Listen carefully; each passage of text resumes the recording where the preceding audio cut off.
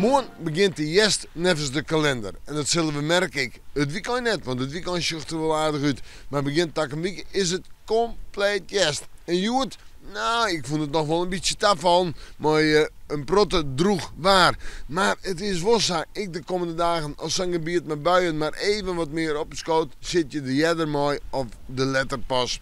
Wel, jong. En vannacht betieden de Rijn en letter een buiig karakter. Misschien in het waardgebied wel maar kans op tonger.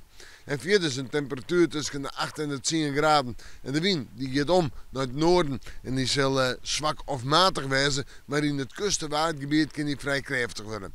En dan morgen, de eerste volle dag van het weekend. In de maand is misschien nog een buiken. Maar zo voor hetzelfde heel al droog blijven kunnen. In de middag droeg warmer flink wat zinnen. En een temperatuur om het bij de 15, misschien op plakken nog wel 16 graden.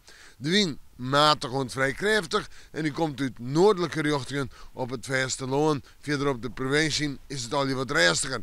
De nacht volgt met koud waar, 5, 6 graden, dus goed klaar, maar wel helder. En dan snijden, een dag maar droog waar, hoe dag droog waar, eerst zinnen, letter bewolking, temperatuur 15, 16 graden. Wind uit het oosten, die helpt aan, in de nacht zelfs krachtig rond hut. En dan terug naar Mandje, dat het een complete eerste maar in hutten misschien wel zwarmige wind. Maar buien, maar kans op tonger, tiesje buien, kans op tonger.